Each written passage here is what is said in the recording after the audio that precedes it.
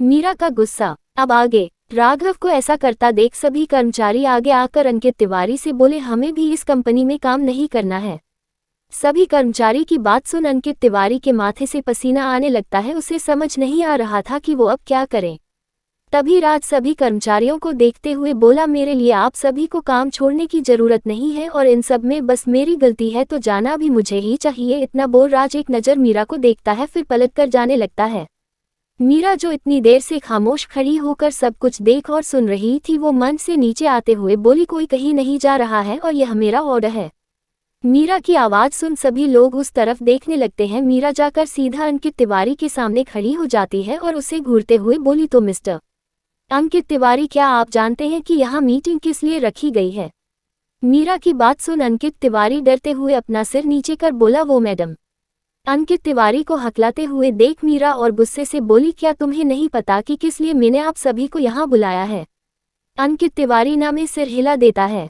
अंकित तिवारी की बात सुन मीरा बोली, अच्छा तो तुम्हें नहीं पता तो फिर तुम होते कौन हो मीटिंग के बीच में किसी भी कर्मचारी को कंपनी से बाहर निकालने वाले, वो भी मुझसे पूछे बिना? मीरा ने ये सब इतने गुस्से और तेज आवाज में बोला था जिसे सुन मीटिंग हॉल में जितने भी लोग थे सबकी दिल की धड़कन डर के मारे तेज हो जाती है। पूजा कस के समीर की कलाई पकड़कर बोली, अरे यार, क्या यह मीरा ही है जिसे लड़की ने आज तक किसी से भी ऊंची आवाज में बात तक नहीं की थी? आज उसे देख ऐसा लग रहा था कि मीरा ना होकर कोई पावरफुल वुमेन हो। राघव भी मीरा को देखकर बोला, ओ तेरी की, यह तो भाभी जी। तभी सभी लोगों को किसी चीज की बहुत बुरी बदबू आने लगती है। सभी अपनी नाक को पकड़कर बंद कर लेते हैं। पूजा समीर को छोड़कर अपनी नाक पकड़कर बोली, अरे यार, यह गंध कहाँ से आ रही है? सभी लोग आसपास देखने लगते हैं। मीरा जो गुस्से से अंकित तिवारी को देख रही होती है, उसकी नज़र नीचे अंकित तिवारी के पैंट पर जाती है, जिसे देख मीरा पलट जाती है और अपना सिर पकड़कर बोली, अब तुम यहाँ खड़े क्यों हो? जाओ बाथरूम में और अब तुम तभी मेरे सामने आना जब तुम अपने से नीचे व्यक्ति की इज्जत करने लगी। अंकित तिवारी अपना सिर हिलाकर जाने लगता है। तभी सभी की नज़र उसके पैंट पर जाती है जो एक साइड से पूरा गीला हो चुका था। अंकित तिवारी के जाने के बाद राघव अपने चेहरे पर मुस्कान लाते हुए बोला, बाहो यार, भाभी तो बहुत खतरनाक है। जिनकी एक आवाज़ से ही अंकित तिवारी ने अपने पेंट में ही पेशाब कर ली। राज जो बस मीरा का ये रूप देख हैरान था, वो राघव की बात सुनकर उसे घूरकर देखने लगता है। राघव जल्दी से इधर उधर देखने लगता है, क्या उसने कुछ गलत बोला है? राघव यही सोचने लगता है। मीरा राघव के जाने के बाद सभी कर्मचारियों और राज को देखते हुए बोली, सॉरी, लेकिन मुझे नहीं पता था कि कंपनी में इसी तरह के लोग भी हैं जो अपने नीचे काम करने वालों को कुछ भी नहीं समझते हैं। और यह मीरा ने अपने दोनों हाथ जोड़कर बोला था, जिसे देख सभी कर्मचारियों के सिर शर्मिंदगी से नीचे हो जाते हैं। पता नहीं वो लोग कल अपनी सीईओ मैडम के बारे में क्या कुछ नहीं बोल रहे थे, इसलिए सभी मीरा को देखते हुए बोले, नहीं मैडम, आपको माफ़ी मांगने की ज़रूरत नहीं, बल्कि माफ़ी तो हमें आपसे मांगनी चाहिए कि आपके बारे में जाने बिना ही हम लोग आपको ना जाने क्या बोल रहे थे। उन लोगों की बात सुन मीरा सिर हिलाकर बोली, कोई बात नहीं, इन सब में आप लोगों की गलती नहीं है। इतना बोल मीरा राज को देखने लगती है, फिर राज के पास आकर बोली, मिस्टर, क्या तुम मुझे मीटिंग के बाद मेरे केबिन में मिलोगे? मीरा की बात सुन राज कुछ नहीं बोल पाता है और बस अपना सिर हाँ में हिला देता है। और भला वो बोल भी क्या सकता था, क्योंकि मीरा इस समय उसकी पत्नी नहीं बल्कि बॉस है। मीरा राज की हालत देख मन ही मन खुश होकर बोली, अब मजा आएगा ना? मीरा के चेहरे की अनदेखी मुस्कान को देखकर राज को डर लगने लगता है। काश वो कंपनी से निकाल दिया जाता, कम से कम वो मीरा से दूर रहता, और यही सोचकर उसका चेहरा छोटा सा हो जाता है।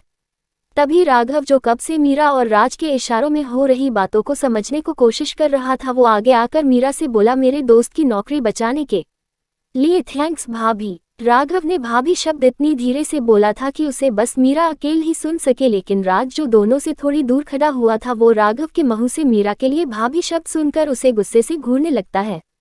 लेकिन राघव राज की तरफ देखता भी नहीं है। मीरा राघव को देखते हुए बोली, कोई बात नहीं, लेकिन तुम अपने दोस्त से बोलो कि कंपनी जल्दी आया करे। और इतना बोल मीरा वापस मंच की ओर जाने लगती है। राघव सिर हिला देता है और फिर पलट राज से बोला, चल भाई, हम अपने जगह पर खड़े होते हैं। राज अभी भी राघव को घूरे जा रहा था, लेकिन राघव राज को इग्नोर कर सभी कर्मचारियों के साथ पीछे जाकर खड़ा हो जाता है। ये देख राज भी राघव के पास ही खड़ा हो जाता है। इधर मीरा सभी को देखते हुए बोली, सॉरी, इन सब के लिए अब मीटिंग आगे बढ़ते हैं। इतना बोल मीरा मंच पर ही चलते हुए बोली, मैं जानती हूँ कि आप लोग मेरे ऊपर विश्वास नहीं है कि मैं इस कंपनी को सही तरह से चला सकती हूँ। इतना बोल मीरा सभी की ओर देखती है तो कर्मचारियों को छोड़ सभी अपना सिर हाँ में हिला देते हैं। मीरा सभी की हाँ सुनकर बोली तो ठीक है, मैं आपसे केवल 2 माह का समय मांगती हूँ और अगर मैं इन 2 माह में भी कंपनी की हालत पहले से सही नहीं कर पाई तो मैं खुद सीईओ के पद से इस्तीफा दे दूंगी। मीरा की बात सुन सभी लोग एक दूसरे से बातें करने लगते हैं। किसी को भी ऐसा नहीं लगा था कि मीरा ऐसा कुछ बोलेगी। रोहित जैसे ही कुछ बोलने को होता है तो मीरा अपना हाथ दिखाकर उसे शांत रहने का इशारा करती है। मीरा आगे बोलती है मीरा ने लेकिन शब्द को इतनी जोर देकर बोला था कि सभी समझने की जरूर सीईओ मैडम उनके ऊपर बहुत बड़ा बम फोड़ने वाली है। आज के लिए बस इतना ही। CH26 राज क्यों नहीं बता रहा है लेट आने की वजह। अब आगे राज जो पीछे खड़े होकर मीरा ने जो बोला था उसके बारे में सोच रहा था, पर मीरा के मुंह से लेकिन शब्द सुनकर गहरी सांस लेकर बोला अब जरूर ही सभी के ऊपर बिजली गिरने वाली है। तभी मीरा की नज़र भी राज के ऊपर जाती है और उसके चेहरे पर टेढ़ी मुस्कान आ जाती है। ये देख राज जल्दी से अपना सिर नीचे कर लेता है।